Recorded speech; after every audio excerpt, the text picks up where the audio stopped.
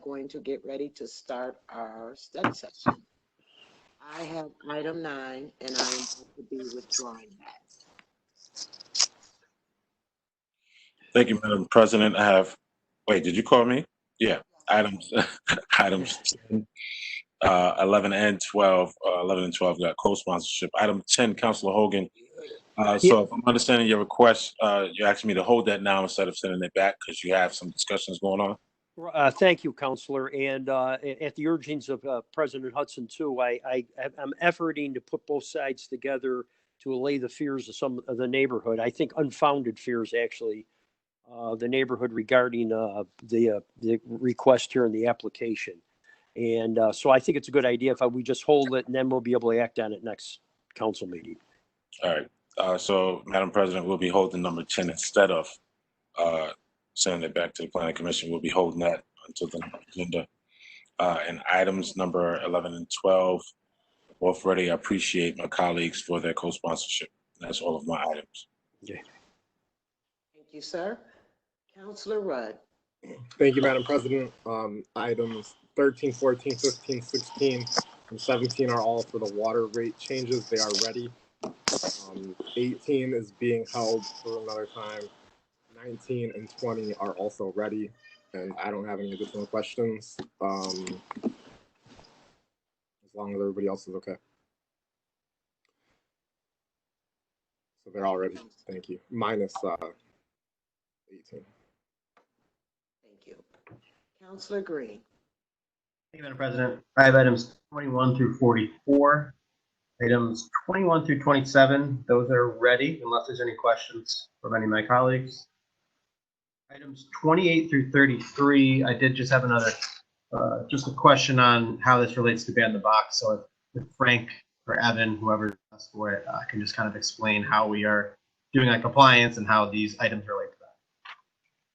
Councilor Green, I did Frank just popped on. So Frank, if you can hear me, Councilor Green asked a question about Ban the Box. So if you could just update him. Sure. Apologies, just joined, had some technical information. I'm sorry, Councilor, could you repeat the question? Yeah, so I guess, for these specific waivers, my understanding is we're not necessarily sure if they're in compliance with Ban the Box, but we're working towards making sure in future years that everyone will be in compliance. So just kind of an update on where that process stands. Sure. Of course, thank you. So since the auditor's report, we have convened a working group. We've assigned the overall coordination of the administration's Ban the Box efforts to the Deputy Mayor's IDEA office, specifically Bianca Tierney in that office. She works on some related issues, so it made sense to put that in her purview.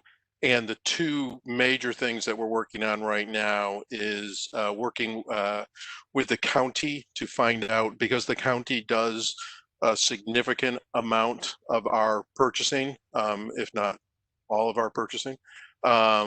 We are working with the county to see what efforts they already have in place and what efforts we can work with them to put in place on our normal purchasing. And then we're beginning the review of our own direct contracts and that we control, and we'll go back on those contracts and do a 100% review of those over the course of the next few months, and either ensure that they are in compliance or get them in compliance. So those are the two fronts we're working on right now. Any questions on that?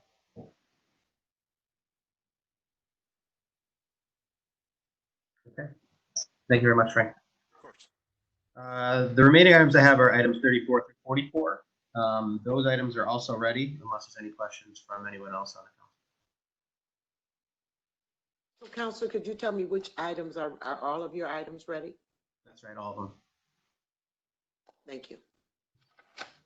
Okay, thank you very much, Madam President. Thank you. Councilor Paniagua.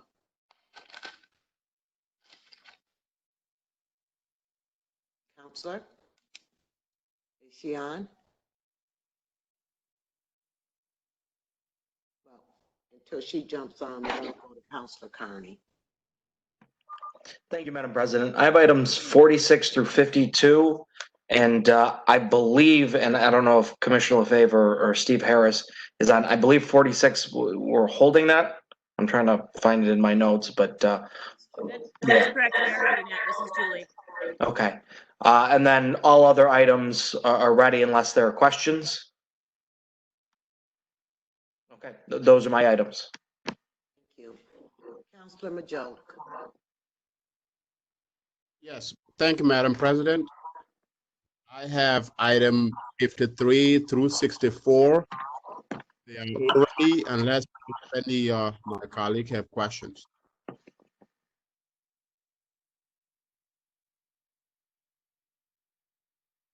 Thank you. Councilor Allen. Madam President, I have items 65 through 69. Items 65 and 66 are going to be held, and we'll discuss these further at the neighborhood. I can't hear you, Councilor. Can you hear me? Go ahead. Okay. So I have items 65 through 69. So items 65 and 66 we're going to hold, and 67, 68, and 69 are ready. Thank you. Councilor Allen, do we have a date set for the new committee meeting, or have we reached out to staff about organizing that? Nope, we're doing it on Thursday at the NBD committee meeting. So we're not going to do a separate meeting. We'll just. Oh, so it's not going to be a separate committee meeting. It'll just be at the next Neighborhood and Business Development Standing Committee meeting? Yep, so that'll be Thursday. Okay, we just got an email from Jim because next week is summer session. We're not going to have committee meetings to the following Thursday. Oh, so yeah, so you're right, following Thursday. Yeah, just to clarify for folks watching. So at our next NBD meeting on Thursday, we'll have the discussion. But yeah, we're not going to have a separate meeting. Okay. Council President Hudson, I just want to remind everybody, we do have a public hearing at 1 p.m. for the sweeping and flushing of DPW. Right. And Councilor Majoke, you were going to schedule a public safety committee meeting for this week. Have you done that? Yes, it's going to be Thursday, Madam President, at 4:30. Thursday at 4:30. Thank you. I'm going to go back to Councilor Paniagua. Alrighty, I don't think she's on, but she had moved her item 45, which was the memorandum of understanding between the Syracuse City School District and the Common Council, and she called that item ready. So is there anything else from the council? President Hudson, I was wondering if the deputy mayor's on, or perhaps one of the police department chiefs or deputy chiefs. I would like a little update on the incident that happened over the weekend. I'm particularly disturbed that an event of that size and obvious contravention of the governor's orders was allowed to happen. I was wondering who actually permitted it, and if the city has any kind of liability issues regarding it. So I don't know if Councilor Majuk is going to address that in his public safety meeting, or I believe the council would love to have an update on what's happened. I am on the line. Not sure if Deputy Chief Cecil's on the line, but it was not permitted. Councilor Hogan, rest of the councilors, it was not permitted. It is a privately owned lot. I've come to understand by way of the paper, I haven't had a conversation yet, that the board of Salt Space is reviewing what happened and what process happened. See, Deputy Mayor, not to interrupt you, but I wouldn't consider it a private lot. It's actually, I believe under the jurisdiction of the Near West Side Initiative, which probably receives significant amount of public money, I believe, too. So I'm wondering about who actually permitted it. I wouldn't consider it a private party, and certainly wasn't contravention of the governor's orders as far as public gatherings go. It absolutely was. When I say private, I'm meaning in the sense of ownership. It's not a public property. But I mean, it's always been presented as a public gathering place for the people of the near west side. I mean, that's what's always been part of their vision for that area. But it is not a city-owned property. Right, I know that. I understand that. I'm just wondering how the process happened, because it's obviously was such a serious occurrence. That's what we all are processing today on all avenues, whether it's Salt City, the police department. But we will absolutely, council needs to know what happened. Okay, thank you. Is the city itself able to issue fines for violation of the order, or does that have to come from the state? Because it seems pretty clear that the party was intentionally organized while flouting like the suggested don't do the party rules. Right. So what our understanding is that the health department will look at businesses. It's a little gray. Let me just say that. What we're looking at now is actually really taking a look at whether or not we look at private entities or organizers of events that violate the executive order. That's what the city is looking at now. So if I tell people that 100 people could come in my backyard, I'm responsible for that because I allowed it to happen as the property owner. Yeah, I think you may have a combination of both. Certainly, the thing is, and I kind of warned about this in a discussion before, you know, with the protests happening as it did, and some of it borderlining anarchy, you know, it wasn't hard to predict that at some point people would forget the rules and would attempt to qualify every expressed behavior as a protest. But the effort of protests have caused people to believe that festivals fall in that line and permits are no longer required and they can do whatever they want to do. Without a doubt, you know, I mean, the penalties were put in place for a reason. You know, and I would assume that both individuals or whoever were involved in organizing it should have to have some responsibility. That was very negligent of them. And, you know, I don't think anybody gets excused for that because none of those people who got shot can magically make their pain go away. Absolutely. They shouldn't have been there either, though, but, you know.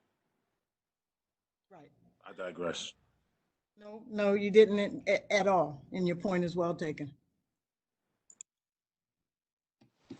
As in any other functionality of property ownership, there comes responsibility with property ownership, and whether or not I'm leasing. We've done this with indoor events where a owner will lease their property for an indoor event with an organizer, full well knowing there are no sprinklers in the building. And we've had to come in and stop the process because the property owner had no right to, even though they own the property, they're violating laws.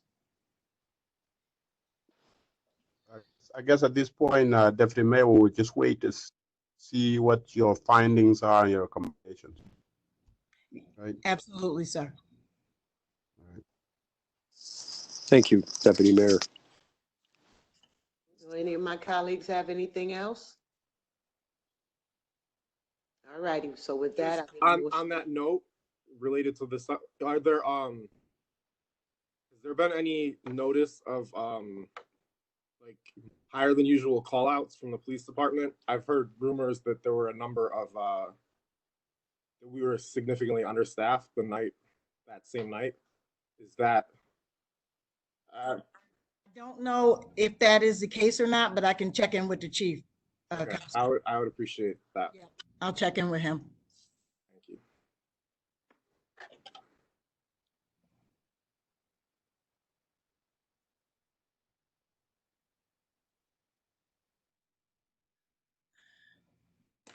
I just would like to say that in that event, the response of our police department, it went out as it was absolute chaos out there. The multi-jurisdictional response was quick, it was swift, and it was with the care of the people, unfortunately, hundreds of people that were out there. So I do want to in light of everything that's going on with the police department and our first responders, really just congratulate them and thank them for the response that evening. It was not good. It was the event. The circumstances were not good. The response was quick, swift, and appropriate. From the neighbors as well. Deputy Mayor, I agree with you totally. Unfortunately, I harken back to a couple of years ago during the Skiddy Park incident.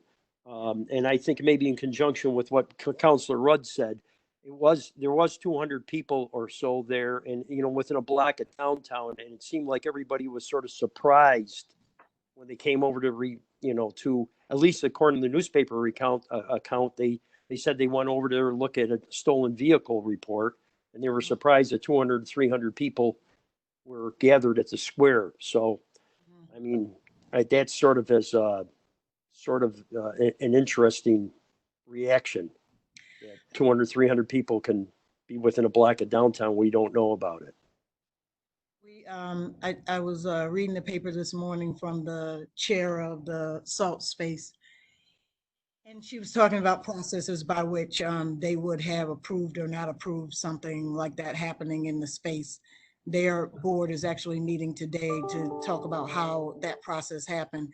All of these questions have to be part of a peeling of the banana to find out what communications were missed or not followed up on. It is, to Councilor Bay's point, with the protests and everything going on, and our ability to help, or allow people to exercise their First Amendment rights, and when that could easily be either used or misinterpreted as a bunch of other stuff that has nothing to do with a protest. And so that is the gray area. We anticipated as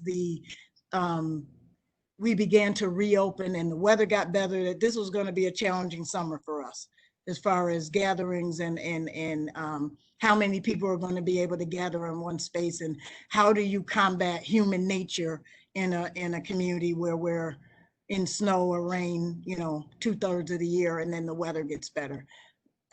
The weather is getting better at the time when we're opening. And so we anticipated that this was going to be a challenge. But to add on top of just the COVID challenge, now the social protests and First Amendment right, exercising First Amendment right, and it's a complicated time for us. You're right, Deputy Mayor. I mean, obviously this had nothing to do with the protest, but I was down there Sunday morning, and this was obviously a planned event because there were tables and chairs still out in a tent and everything else. So, I mean, it was an event that was pre-planned. So it wasn't one of like a spontaneous demonstration like most of the protests seem to be, that travel around the city. So. And you all can understand that even if we're talking about just outside of Jimmy's Super Saver, when we go out to just tell people to disperse over there, and the not pleasant comments that the police get or our first responders get, where people just are like, we're not going anywhere, and what are you going to do about it? And issuing tickets is ineffective. I mean, Deputy Mayor, you're absolutely right. I had a long history in special events and permitting and all that, as everybody knows, but it would have been nice if whoever permitted that place out would let the police department know, hey, we might have an event going on that it could exceed the limit of gatherings that the governor has. Not to ask for enforcement, but just to give them a heads up. So I personally think it's worse than that. When you take 10 minutes to look at social media, it becomes very clear that the event was organized secretly, in like a secret manner, openly secret, with deliberate intentions to flout the number of people, the restrictions that were put in place, like intentionally choosing secluded location that would be private but still accessible. Like, there was a lot of planning for weeks. It's very evident from just like a basic search of the event. And I think somebody has to be held to account for such flouting, especially when it goes wrong. Yep, I understand completely. I agree. Although it wasn't exactly a private place, it was a pretty public place. So.